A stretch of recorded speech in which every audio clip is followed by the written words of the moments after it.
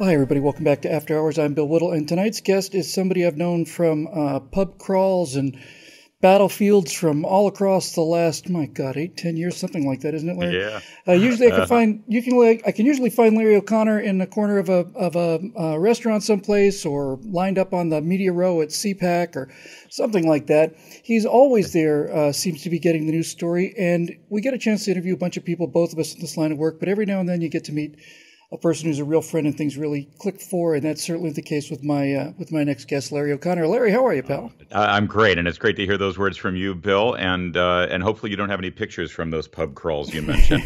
This is the same microphone, by the way, when I used to broadcast my internet radio show from the aforementioned drinking hole. So it has nice kind of a nice stale beer patina on it. You have no idea. Yes. So we're just going to have some fun today. So, Larry, that pop culture, wow, how about that, huh? It's in the White House, man. I'll tell you what, if you had to make one snap observation about the difference between the world today and it was a year ago, what would you say? There's a song in Hamilton after the Battle of Yorktown when the Americans beat the formidable British army. It's called "The World Turned Upside Down." And there's quite a bit of that. I mean, everything we thought we knew, or I should say everything the smart people in Washington, D.C. told us that we were supposed to know a year ago, got turned upside down, didn't it, Bill? And it's really called into question a lot of the way the media covers politics in America, or at least it should have. But it's funny, you see them slipping into the same old habits, talking about what the polls say and why the president should be dictated by the polls and other politicians should be dictated by the polls. And the polls become the story instead of what the actual American people are saying and thinking and communicating via their votes and via their voices. And to me, everything should have turned upside down a lot more in terms of the way the media does their job. But it also almost makes you wonder if they've got a larger vested interest in keeping the status quo than actually delivering the truth to the American people. I'd like to confine this conversation to the realm of the possible, Larry. Yeah, you'd think so, wouldn't you? I mean, the stuff that our friend Andrew Breitbart, God bless his soul, laid out for all of us ahead of time. And people said he was a madman, he was crazy, he was hyperbolic. It all sort of played out, didn't it? And we all got all of the evidence that we needed, not just about the media and about how important pop culture is to the way the American people think and decide their so many of their votes based on the influence of pop culture, as we saw from a TV reality star trumping the Bush dynasty, literally trumping. Yeah, it's a perfect name, isn't it? But also the establishment. Let's not face it. Let's face it. Andrew was not a big fan of the Republican establishment in town, or Donald Trump, for that matter. And they showed their colors. Yeah. Yeah, I think if Donald, a lot of people were saying that with Breitbart's ascension, the ascension of Breitbart News, obviously not our friend, which is different, very different. Many people were saying that Andrew Breitbart, they bring out clips of him condemning Donald Trump and so on. My personal take on this, as somebody who knew him pretty well as you did, would be that whatever Breitbart thought about his politics, he would have understood that Trump in 2016 is the only person capable of defeating the media on their own terms. And Andrew Breitbart had one mantra that I could hear, and it's like, the enemy is the media, it's the media, it's the media, it's the media. If there'd been a news media, there wouldn't have been a Barack Obama. If there'd been a news media, Hillary Clinton would be in prison. And on and on and on it goes. And they're not learning any lessons, are they, pal? Absolutely right. No, they're not. And by the way, I mean, the video that you're talking about, I think, is when Breitbart appeared on the O'Reilly show. Bill O'Reilly, remember him? Mm-hmm, but Juan Williams was filling in for O'Reilly, and it was when Trump, back in 2011, I think it was, or maybe 10, was suggesting that he might run for president. He was asked a direct question: is Donald Trump a conservative? He didn't condemn Donald Trump. Right. He didn't say Donald Trump was evil. That's right. He said the same thing most of us would have said at the time. No, he's not a conservative, not the way we understood a conservative to be. But he also said that Donald Trump understands pop culture and he understands the media. And people don't play out that entire clip of Andrew Breitbart. No, you're right, though the way Trump took it to the media and the way the media was exposed probably would have been just as big a delight, if not the biggest delight of Andrew Breitbart this last election cycle, even more than stopping Hillary Clinton, which would have been a very close second. I agree. And I pretty much forgot until some other people pointed it out for me. But back in 2012, I did a speech about what Romney could have said to win the presidency. And it was 3 or 4 days after the election in 2012, and I said I think the next president's coming from the pop culture because the media headwind is such a strong. It's an insurmountable disadvantage if you're going to play by the rules of the media.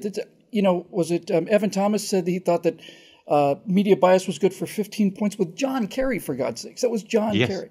So if you take 15 points off of every single state and flip them from Democrat to Republican, the Democrats carry D.C.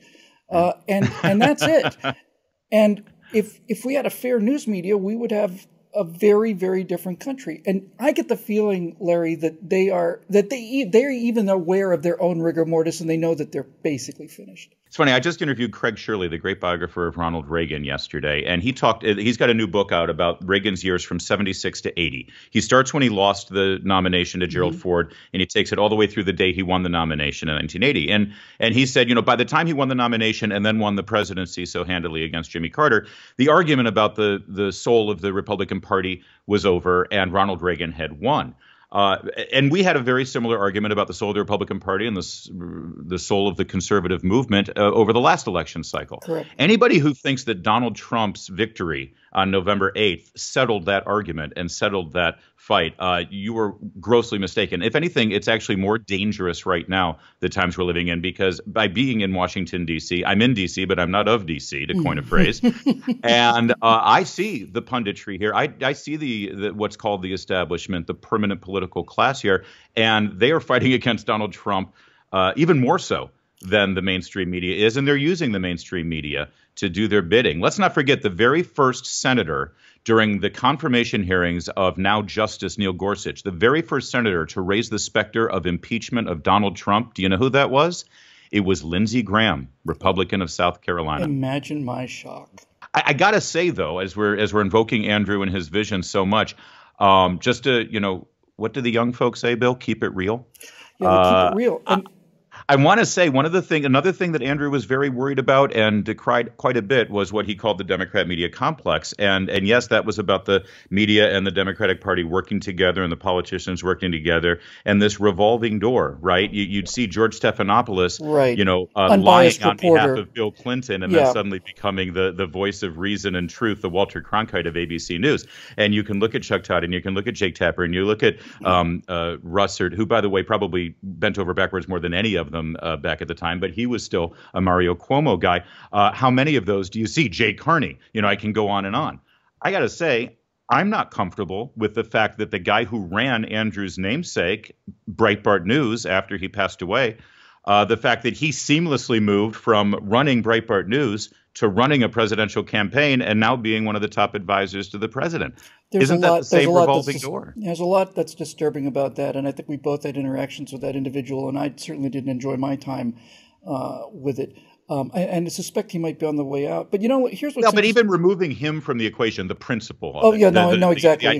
If Arianna Huffington left the Huffington Post to run the Clinton campaign, we'd be screaming about it. And so would Breitbart News, by the way. Yes, absolutely. And yet, it's fun to talk about Andrew because it's nice to bring him back in spirit anyway and to try to imagine what he would have thought of all this. He would have just watching adored us right now. There you go. I've got a montage of Andrew pictures right over my wine cabinet. He would have loved it. And I think Andrew Breitbart's response to that about having, Breitbart News go on, basically become the the spokesman for the Trump administration. I think what Andrew probably would have said, no, this isn't traditional journalism. It's not fair journalism. But if they've got chemical weapons, then by God, we're going to have chemical weapons too. And right.